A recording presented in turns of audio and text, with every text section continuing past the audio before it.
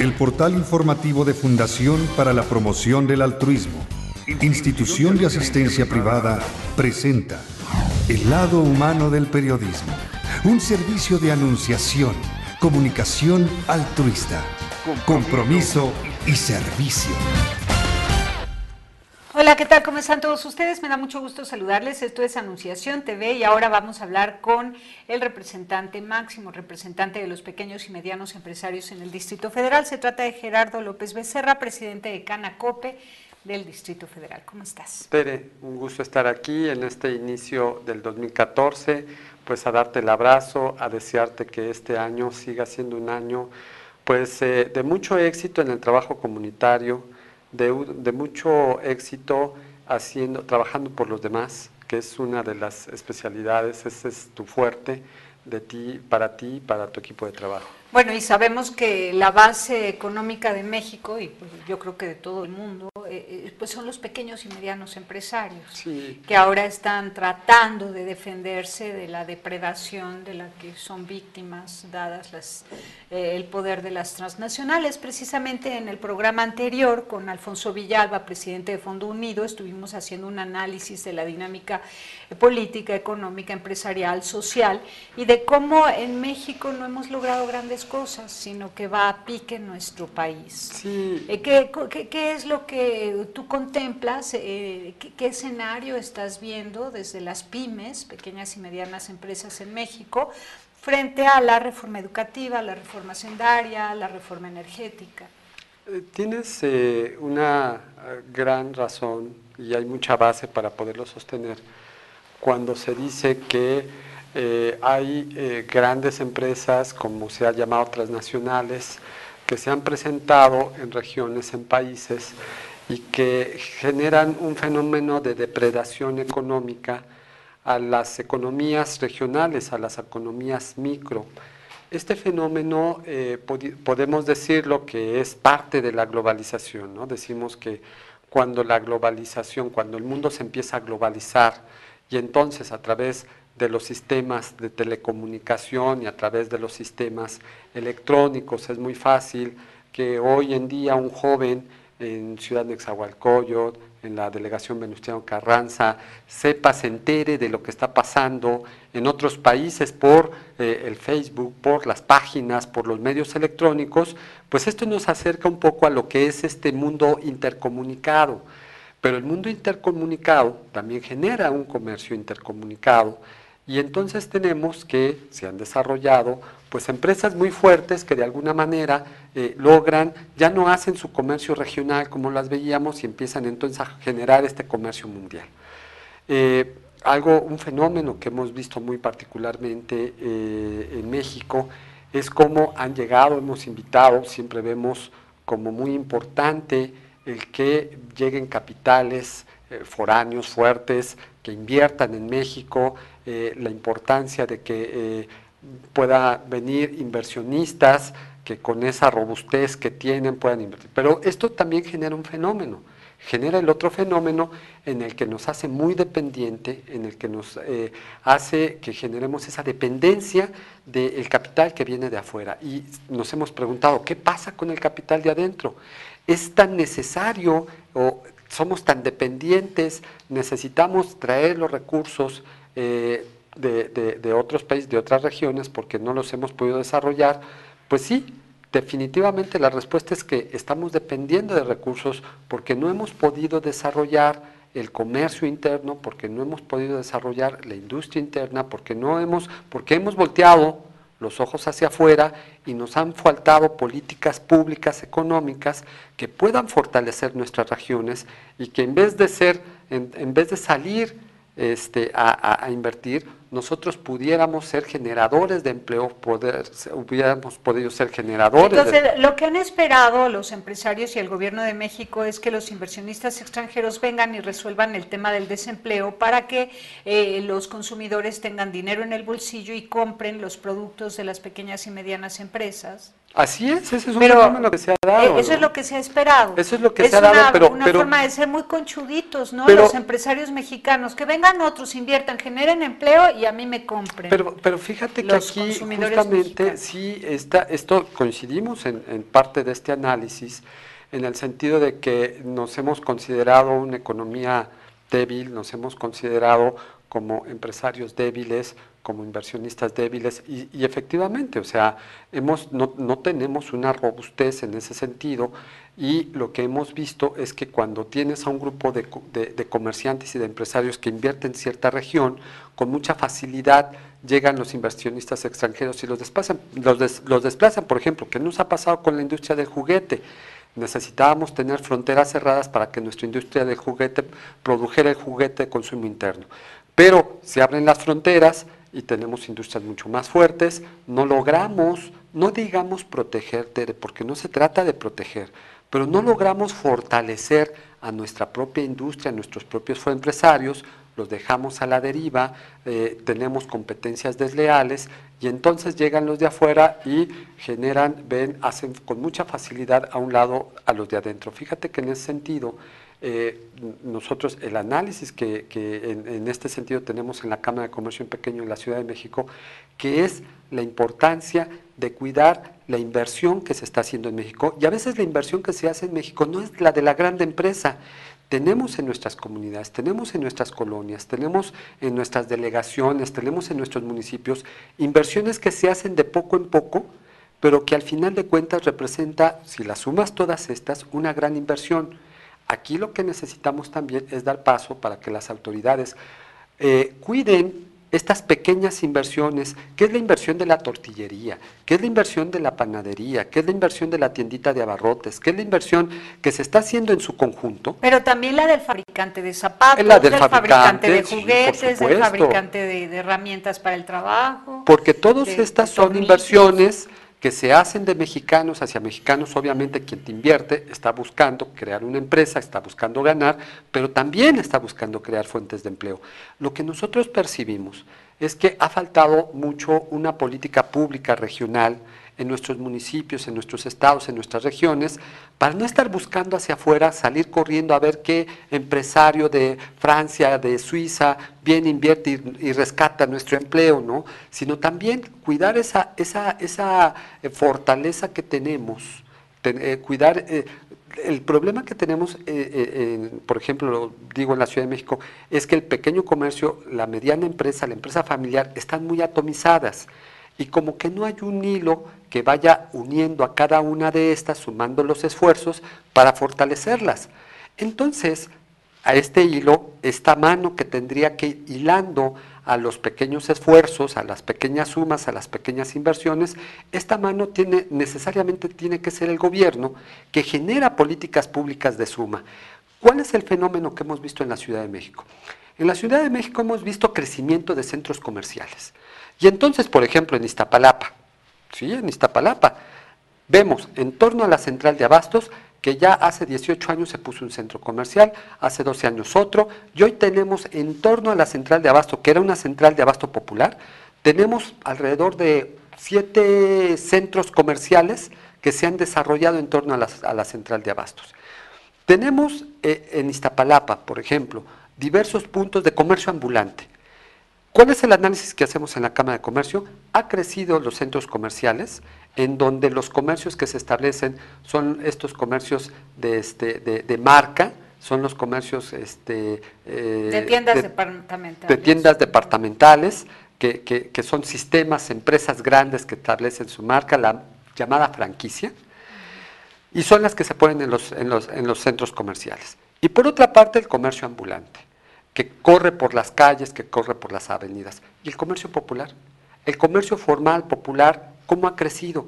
El comercio popular, formal, crece con mucha dificultad, porque no hay centros de desarrollo. Entonces, seguimos teniendo en la Ciudad de México el Zócalo de la Ciudad de México, que es un centro tradicional de abasto por mucho tiempo, en donde hay mucha micro, pequeña empresa familiar, pero fuera del Zócalo de la Ciudad de México, fuera de la Lagunilla, pues no encontramos el crecimiento de nuevos centros comerciales populares en donde podamos ir con la familia. ¿Te refieres a los mercados? Me refiero a los Bien mercados, puestos, pero sí. también me refiero, por ejemplo, a estas zonas en donde encuentras en varias cuadras zapato, tiendas de ropa, tiendas de vestido, tiendas de traje, pieles, tiendas de manualidades. artículos, manualidades, artículos electrodomésticos. Todo esto en la Ciudad de México se agotó desde hace mucho tiempo y no se han generado nuevos centros de abasto de diversos tipos para la nueva población. En cambio, sí estamos viendo que crece las tiendas de autoservicios, los centros comerciales grandes, en diversos puntos de la Ciudad de México que crecen como hongo, y estamos viendo cómo el comercio ambulante sigue creciendo. Y cuando fuera de los metros, fuera de las estaciones de los camiones, en algún punto en donde empieza a haber una algidez, por ejemplo, en el cruce de Boulevard Aeropuerto y Calzada Zaragoza, que es un punto que concentra mucha población que viaja al Estado de México, ¡pum!, crece el comercio ambulante. Entonces estamos entre el insulto de los precios carísimos y la burla de la piratería. Así es. Y el comercio oprimiendo formal, al mercado formal tradicional, popular, de la familia, de los esfuerzos familiares, de aquella Tere García que dice, hoy voy a poner una tienda de libros, voy a poner una tienda de... Y entonces esta pequeña empresa familiar no está bien alentada, y tampoco vemos políticas públicas que vayan alentando a la empresa familiar, a esta empresa que surge de tu inversión, de tu ahorro, del patrimonio familiar, y pones tu establecimiento y pones tu tienda de pizzas y luego genera a través de esa tienda de pizzas otras más que se van poniendo. O sea, lo que no hemos diseñado, lo que no se está poniendo, lo que no se está cosiendo a través de políticas públicas es estos nuevos centros de abasto popular en tiendas que pueden surtir a las comunidades urbanas. Entonces tenemos como la gran tendencia, o tiendas, centros comerciales gigantes en donde se ponen las franquicias, o el comercio ambulante. Esas son como las grandes tendencias. No, esas tendencias se tienen que romper.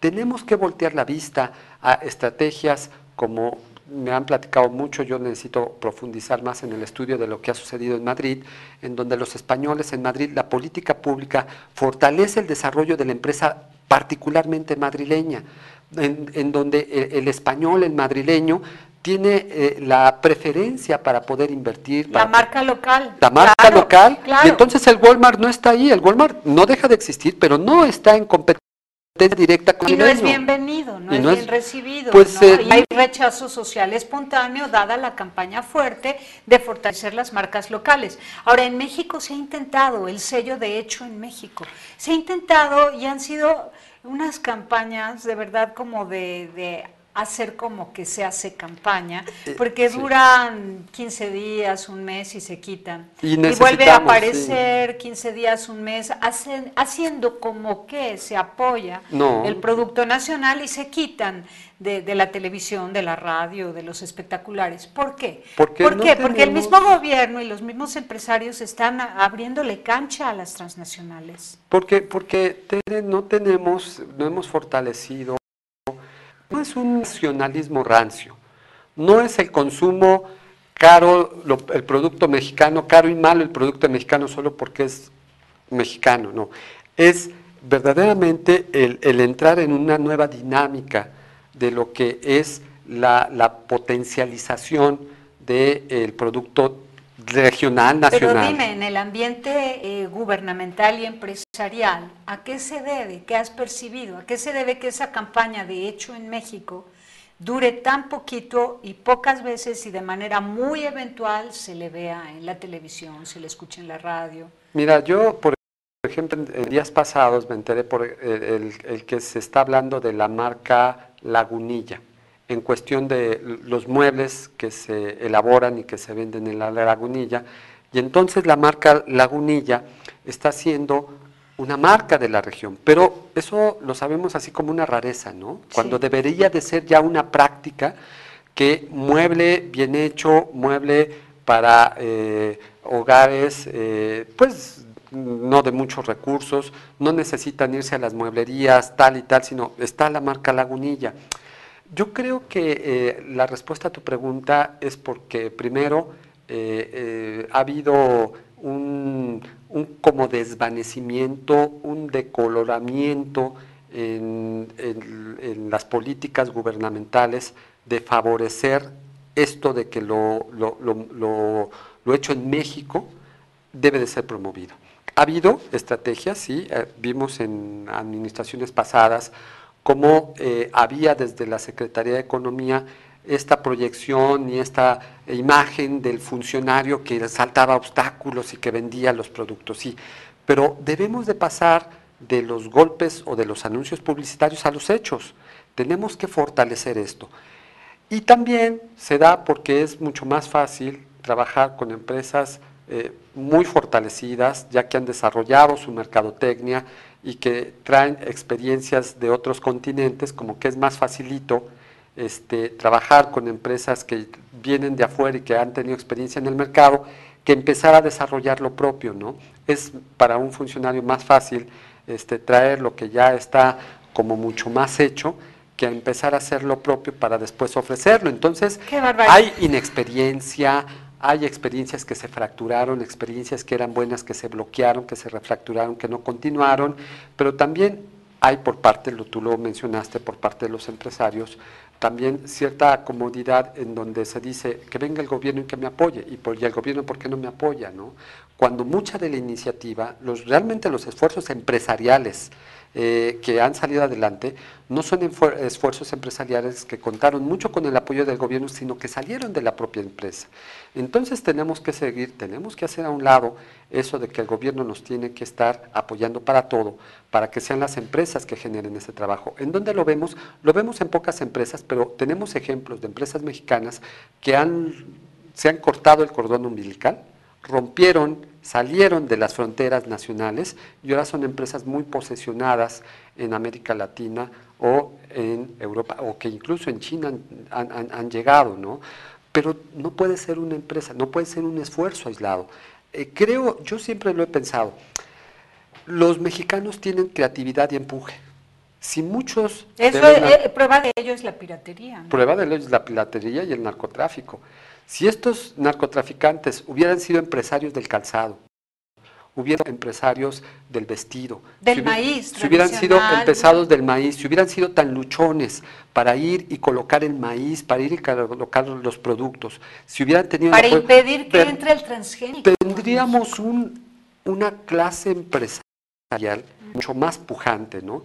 Ha faltado también que sigamos cultivando esta cultura del desarrollo de la empresa nacional, para evitar justamente que quienes tienen esfuerzo, ingenio, creatividad, se vayan por lo más fácil. Lo que ha pasado en las áreas gubernamentales como en las áreas empresariales es que a veces nos vamos por lo más fácil, copiamos los sistemas que vemos que dan resultado y creemos que copiando sistemas pues, nos va a ir bien. No, yo en ese sentido... No, con respeto, con mucho respeto para quienes impulsan las franquicias, pero no creo que el modelo de franquicia sea un modelo al que todos nos tenemos que sumar. Creo que hay muchas de las iniciativas propias de la empresa tradicional, del comercio tradicional, que le dan justamente, en el que se puede vertir mucha de la experiencia y que le pueden dar cauce a lo que puede ser la fortaleza. Pero otra parte muy importante es que las autoridades tienen que generar políticas públicas. Sin políticas públicas, el desarrollo es muy difícil. Bueno, por lo pronto tenemos 3 nuevas legislaciones. Bueno, vamos a tomar desde la reforma laboral del año pasado. Sí. ¿No? Y luego, pues, como comenzamos este año con la reforma energética, la reforma hacendaria, la reforma educativa, todo esto de algún modo afecta a las pequeñas y medianas empresas, sí. Para bien o para mal en cada caso. Háblame primero de la reforma laboral, por ejemplo. Mira, la reforma laboral va a impactar al comercio pequeño, a la pequeña empresa, porque la reforma laboral está considerando una serie de modificaciones que hasta hoy en día, si estaban mencionadas o estaban anunciadas en la legislación, no habían aterrizado de manera contundente. Con la reforma laboral hay que entender que todos los comercios, todas las empresas pequeñas y familiares tendrán que inscribir a sus trabajadores así sean los ayudantes, así sean los familiares, el sobrino o el hijo que ayuda en el comercio, que ayuda en la empresa, tendrá que estar inscrito en el Seguro Social. La pregunta es, ¿tenemos capacidad económica para poderlo hacer? Este es un reto, el poderle dar seguridad laboral a nuestros colaboradores, a nuestros empleados, a nuestros trabajadores, pues es un derecho. No se ha hecho no porque no haya voluntad. El pequeño comercio no inscribe en el IMSS a sus trabajadores porque la carga económica es muy fuerte, porque son muchos de los pequeños comercios, comercios de sobrevivencia. Ahora con la reforma laboral, pues el mandato está. ¿Tenemos que ir trabajando en ese sentido? Sí, tenemos que ir trabajando para darle seguridad social a los empleados y a los colaboradores, pero vamos a tener que encontrar el punto para que no sea la obligación de inscribirlos en la seguridad social el punto de quiebre para cerrar el negocio porque no lo puedo hacer. Porque más bien el gobierno, y lo dijo hoy Peña Nieto, el gobierno tendría que ofrecer un servicio de salud universal para todos los mexicanos y que no tenga que depender de que el pequeño empresario pague el seguro social de un trabajador para que éste tenga derecho a recibir los servicios de salud. Es que quienes hemos hecho pequeña empresa sabemos eso precisamente. Justamente también el tema de la posibilidad de poder hacer que los costos de que un trabajador ya no esté en la empresa, no hablemos de despidos, hablemos simplemente de separaciones, que para una empresa, para un comercio representaba un costo muy grande cuando tenía que prescindir de los servicios de un trabajador, y entonces el miedo de que al final de cuentas, pues si yo le pido que ya no colabore conmigo, me puede salir tan caro que me implicaría el cierre del negocio. Estos asuntos eran muy necesarios tratarlos. Entonces la reforma laboral toca estos puntos y tendremos que ir viendo los pasos para ir compaginando. Yo creo que no es un asunto de resistirse a las reformas, es un asunto también de irse adecuando, ¿no? Porque el pequeño comercio es un gran empleador, pero es un empleador que no tenía las condiciones de ofrecerle seguridad a sus colaboradores, a sus trabajadores. Entonces, trabajábamos mucho con el freelance, ¿no? Con el trabajador por hora, con el trabajador por colaboración, con el te puedo pagar esto, pero no te puedo apoyar, no te puedo pagar como si fuera una gran empresa. Ese es el tema, creo que es la parte medular. El pequeño comercio, la empresa familiar, no le puedes poner el traje de la grande empresa, en donde en una grande empresa, pues desde que entraba el trabajador tenía prestaciones, seguridad y todo este asunto. De ahí que tú proponías una ley para la empresa vulnerable, así le llamabas. Así, ¿no? Es, una ley, porque ley de protección para la empresa vulnerable. ¿Por qué? Porque no tenemos la condición, porque si bien generamos empleo, generamos, hay mercado, hay desarrollo económico, la familia tiene cierto ingreso, el trabajador cierto ingreso, pero es una empresa vulnerable en el sentido de que no tiene las condiciones suficientes, ni administrativas, ni el personal que la proteja, porque una gran empresa tiene sus despachos, contrata a sus contadores, especialistas, a sus fiscalistas, laboralistas y todo esto que ven los Qs, los comos y todo esto para enfrentar la reglamentación, la ley. El pequeño comercio no, ya un pequeño comerciante, lo hemos visto mucho en los casos, ¿no? Simplemente una demanda laboral hace que la tienda de perfumes o que la tienda, la zapatería que se había puesto, pues tenga que cerrar porque no le da para pagarle la liquidación a la persona que dejó de colaborar con ellos. Entonces, es muy importante contar con una condición diferente, porque son empresas, son comercios con condiciones diferentes. Entonces, eso lo hemos visto comúnmente, que cuando se pone un pequeño comercio y se contrata personal, era muy riesgoso y siempre nos daba mucho nerviosismo el tema de cómo poder enfrentar todas las situaciones jurídicas y laborales. Eso lo tenemos que ir armonizando. Sabemos que tenemos que darle a los trabajadores los derechos y darle la seguridad, la sabemos. El tema, no teníamos la condición, económicamente no teníamos la condición para poderlo hacer, y eso será una de las adecuaciones que en materia laboral tendremos que ir viendo en el transcurso del año. Muy bien, van a cabildear este asunto con las autoridades. Y vamos a ir viendo cómo aterriza, cómo se ajusta el traje que se Ya haz de cuenta, ya está el traje, y ahora hay que ver cómo se ajusta, cómo va quedando en los hombros, cómo va quedando en la cintura. Y a lo mejor llega el tema también a la Suprema Corte de Justicia de la Nación, amparos Y cosas que tengan que llegar, porque es una modificación legal. Acordémonos que en materia laboral, la legislación laboral tenía mucho tiempo de no haber sido tocada. Lo importante del año pasado es que muchas de las legislaciones que son muy importantes para el desarrollo económico tenían décadas de no haberse tocado, ahora se tocaron. No significa que todo esto será bueno, yo creo que hay que ir adecuando, ¿no? Ahora, nos quedan 3 minutos. ¿Qué me dices de la reforma hacendaria, reforma educativa, reforma energética? Sí, mira, la reforma hacendaria tal vez es una de las reformas que más nos impacta, nos afecta. El incremento en los precios de los impuestos de artículos de consumo popular está siendo fuerte para la población, lo hablábamos, el tema del incremento en los refrescos, las frituras, los dulces, el alimento de mascotas, todo esto que se catalogó como productos de alto contenido calorífico y que había que castigarlos por motivos de salud para que la gente no engordara. Yo personalmente he pensado que no, más el fundamento es un tema de recaudación fiscal. Esto está impactando al consumidor, impacta al pequeño comercio también, porque todos estos productos pues representan el 30% de lo que vendemos en pequeño comercio, entonces también impacta al pequeño comercio.